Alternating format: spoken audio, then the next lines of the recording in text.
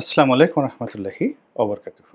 সম্মানিত দর্শক, আমেরিকার ইতিহাসে যে কজন সাহসী, একরোখা এবং গোয়ার গোবিন্দ প্রকৃতির প্রেসিডেন্ট এসেছেন, তাদের মধ্যে ইতিহাস থেকে আমরা পড়েছি জন অ্যাডামস খুবই গোয়ার প্রকৃতির একজন প্রেসিডেন্ট ছিলেন। এরপর আরও একজন প্রেসিডেন্ট ছিলেন হ্যারি কে ট্রুম্যান, যিনি দ্বিতীয় বিশ্বযুদ্ধের সময় হিরোশিমা এবং নাগাসাকিতে বোমা নিক্ষেপ করেছিলেন। তারপর আরও একজন রাগী প্রেসিডেন্ট ছিলেন, তিনি হলেন রোনাল্ড রিগান। কিন্তু উনি রাগী হলেও ওনার যে ক্রোধ এবং সৌজন্য এবং ভদ্রতা, এর মধ্যে একটা অসাধারণ, যাকে বলা হয়, সৌন্দর্য ছিল, অনেকটা রয়্যাল বেঙ্গল টাইগারের মতো রাজসিকতা ছিল। কিন্তু ডোনাল্ড ট্রাম্পের যে রাগ, যে ক্রোধ, এটা একটা বন্য মহিষের মতো। মানে একটা মহিষ রাগ হলে যে অবস্থা করে, ঠিক ওই রকম। তো তার জীবনে অনেক ঝড় এসেছে, বিপদ এসেছে, এবং সে একজন ইউনিক মানুষ, সব দিক থেকে ইউনিক, তার সঙ্গে কারো তুলনা করা যায় না। তো শত বিপদ এবং বিপত্তির মধ্যেও বিশেষ করে জো বাইডেনের সময় তিনি যখন অ্যারেস্ট হলেন, তখনও তাকে যেভাবে অবিচল দেখেছি। কিন্তু ইরান এবং ইসরায়েলের যে যুদ্ধ এই মুহূর্তে চলছে, এই যুদ্ধে তিনি একেবারে বিপর্যস্ত হয়ে পড়েছেন এবং তার চেহারা ভেঙে গেছে এবং তার কণ্ঠ কাঁপছে, এবং তিনি যে আচরণ করছেন, কথাবার্তা বলছেন, অনেকটা এলোমেলো কথাবার্তা বলছেন, যেটার কোনো রাষ্ট্রপ্রধান হিসেবে কনসিস্টেন্সি নেই। দ্বিতীয়ত, তার সঙ্গে যারা আছেন, বিশেষ করে মার্কিন প্রতিরক্ষা মন্ত্রী, পররাষ্ট্রমন্ত্রী, গোয়েন্দা প্রধান তুলসী গ্যাবার্ড এবং অন্যান্য যারা গুরুত্বপূর্ণ ব্যক্তি রয়েছেন, ভাইস প্রেসিডেন্ট, তারা সবাই ট্রাম্পের মতোই এলোমেলো কথাবার্তা বলছেন এবং সকলের কণ্ঠে ভয় এবং আতঙ্ক। তাই জাস্ট আজকের যে শিরোনামটি, মনে হচ্ছে যে এই পরিবেশ পরিস্থিতির কারণে তারা আতঙ্কগ্রস্ত হয়ে তারা আল্লাহ বা তাদের যে গড, তাদের সহযোগিতা, মানে সেই গডের সহযোগিতা তারা কামনা করছেন, প্রার্থনা করছেন। তো আমরা যারা ইসলাম ধর্মাবলম্বী, আমরা কি করি, যখন কোনো বিপদ আপদে পড়ি, আমরা দোয়া ইউনুস পড়ি, লা ইলাহা ইল্লা আনতা সুবহানাকা ইন্নী কুনতু মিনাজ জালিমিন। দোয়া ইউনুসের সঙ্গে আমাদের ডক্টর ইউনুসের কোনো সম্পর্ক নেই। হযরত ইউনুস আলাইহিস সালাম আল্লাহর অতি কেতাদুরস্ত একজন বান্দা ছিলেন এবং একজন মশহুর নবী ছিলেন। মহান আল্লাহ তাকে ভালোবাসতেন এবং তাকে যে দায়িত্ব দিয়েছিলেন আল্লাহ রাব্বুল আলামিন, সে দায়িত্ব তিনি চমৎকারভাবে পালন করেছিলেন। কিন্তু দায়িত্বের একটা সময় তিনি আল্লাহর কাছে কিছু চাইলেন বা দোয়া করলেন। আল্লাহ তার সেই দোয়া কবুল করেছিল, কিন্তু তিনি সীমা অতিক্রম করে মনে করেছিলেন যে একটা নির্দিষ্ট সময়, আমরা যেমন বলি না, হয়ে যা সেম সেম, খুলে যা সেম সেম, এক্ষুনি হও, এরকম একটা জিনিস। তো যা হোক, তিনি একটি জাতি এবং ধর্মবর্ণ সম্প্রদায়, যে সম্প্রদায়ের মধ্যে ইসলাম প্রচার করতেন, সেই সম্প্রদায়ের লোকরা মানে তার কথা শুনল না। তিনি আল্লাহর কাছে বললেন যে, হে আল্লাহ, তুমি এদেরকে ধ্বংস করে দাও, এবং প্রকাশ্যে তিনি বলেন, বলে তিনি মনে করলেন তার দোয়া কবুল হয়ে গেছে, তিনি সেখান থেকে চলে গেলেন অন্য একটা জায়গাতে। এবং বহুদিন পর তিনি ফিরে এলেন। ফিরে আসার পর দেখলেন যে জনপদ ধ্বংস হয়নি, তিনি একটু মনক্ষুণ্ণ হলেন আল্লাহর প্রতি।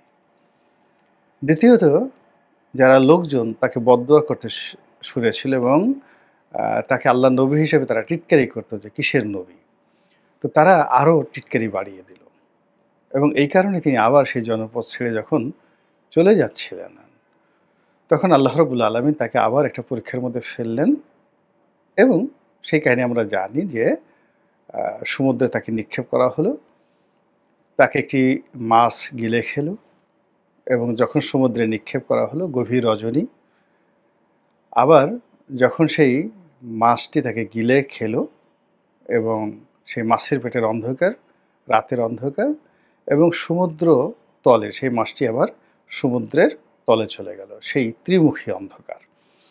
তো সেখানে একটা মানুষ তো সাধারণত আল্লাহর প্রতি বিশ্বাস রাখতে পারে না।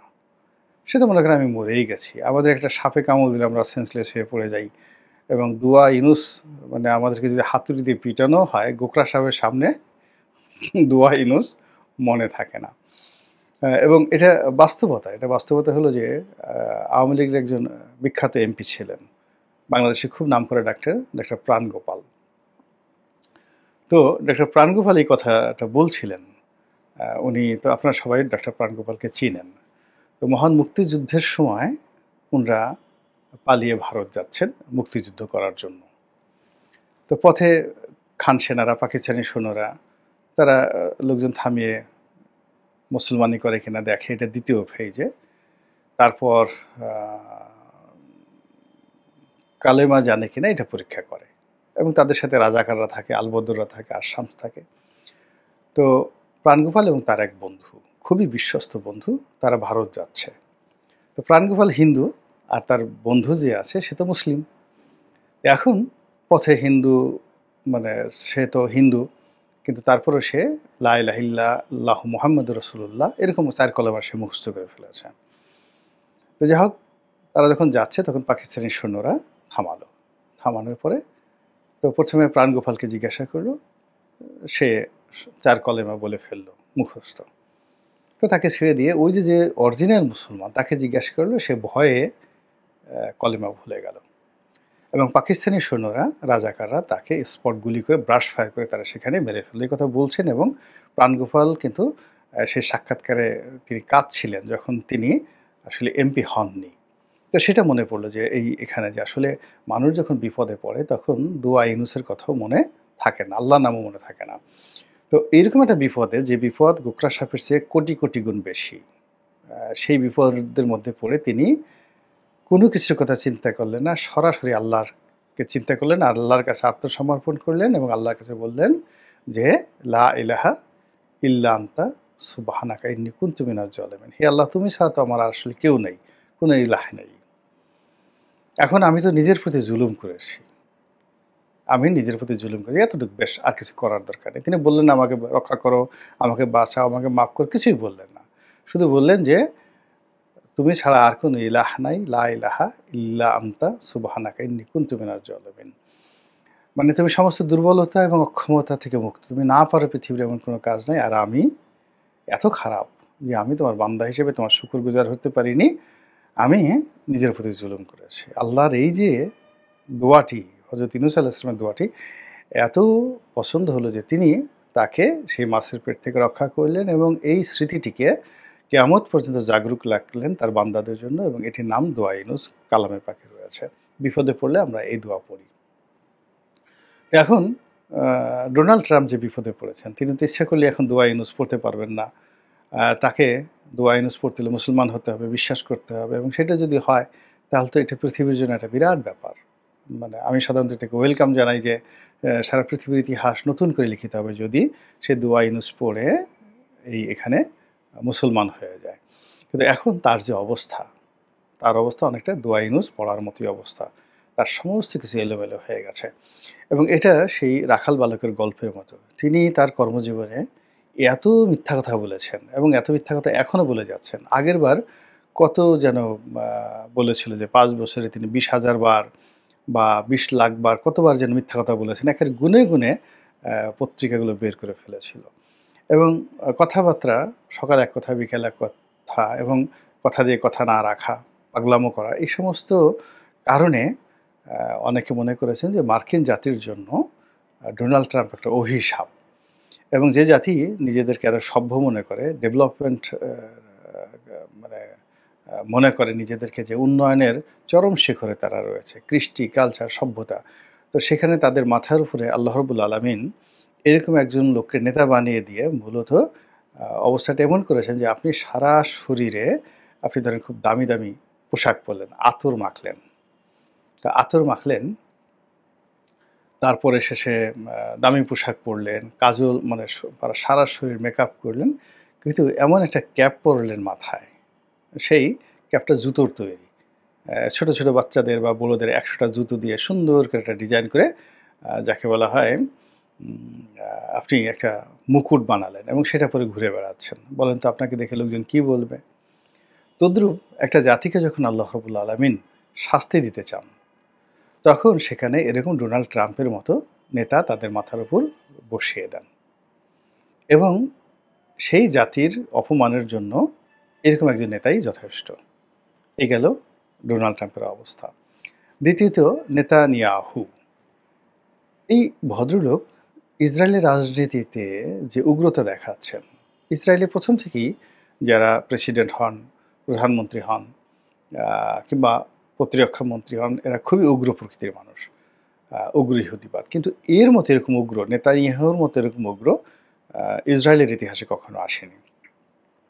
এখন এই নেতানিয়াহু যেভাবে তার রাষ্ট্রটিকে, ইসরায়েল রাষ্ট্রটিকে অশান্তির মধ্যে নিয়ে গেছে এবং এটাকে রীতিমতো অস্তিত্ব সংকটে ফেলে দিয়েছে, এটি ইহুদি জাতির জন্য আ একটা বিরাট কলঙ্ক।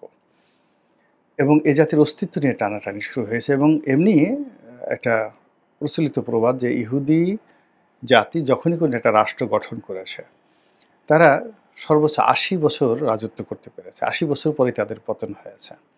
তো সেই দিক থেকে আ এই যে ইহুদি ইসরায়েল রাষ্ট্রটি, এই রাষ্ট্রটির যে আয়ুষ্কাল এটি ৮০ বছরের কাছাকাছি হয়ে গেছে। এবং এটা নেতানিয়াহুর হাত দিয়েই এর ধ্বংসটা হতে পারে। এর আগে বহুবার এরকম ঘটনা ঘটেছে। নেতানিয়াহুর চাইতেও শক্তিশালী উগ্র আ শাসকরা আ হয়তো দেখা গেল যে আগে এভাবে রাজত্ব করেছে। কিন্তু নেতানিয়াহু যে পরিবেশ পরিস্থিতিতে পড়েছে, অতীতে কক্ষনো এই ইহুদি রাষ্ট্রটি, এই জেরুজালেমে বহুবার তারা রাজত্ব করেছে, এরকম বিপদে পড়েনি।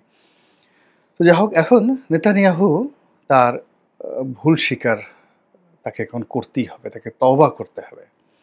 এবং তওবা শুধু করলে হবে না, তাকে তার যে জায়গা সেখানে ফিরে আসতে হবে। অর্থাৎ যে অন্যায় তিনি গাজার উপর করেছেন, যে অন্যায় তিনি লেবাননের উপর করেছেন, যে অন্যায় তিনি ইরানের উপর করেছেন, ইরানকে নেতৃত্বশূন্য করার জন্য, হেজবুল্লাহকে নেতৃত্বশূন্য করার জন্য এবং আ হামাসকে নেতৃত্বশূন্য করার জন্য, তিনি হুতিদেরকে নেতৃত্বশূন্য করার জন্য যে নির্মম নিষ্ঠুর হত্যাকাণ্ড তিনি চালিয়েছেন ইরানের মাটিতে, লেবাননের মাটিতে, সিরিয়ার মাটিতে, সব জায়গাতে গুপ্তঘাতক পাঠিয়ে। যেখানে একজন মানুষকে খুন করা মানে সারা পৃথিবীর মানুষকে খুন করার সমান্তর। সেখানে তিনি পৃথিবীর অসংখ্য মহামানবকে তিনি খুন করেছেন সন্ত্রাসী আখ্যা দিয়ে। তার রাষ্ট্রের জন্য ক্ষতিকর, এজন্য তিনি কাসেম সুলাইমানির মতো বিশ্ববিখ্যাত একজন জেনারেলকে খুন করেছেন। এরপরে আরও বহু সংখ্যক শত, শত মানুষকে তিনি খুন করেছেন।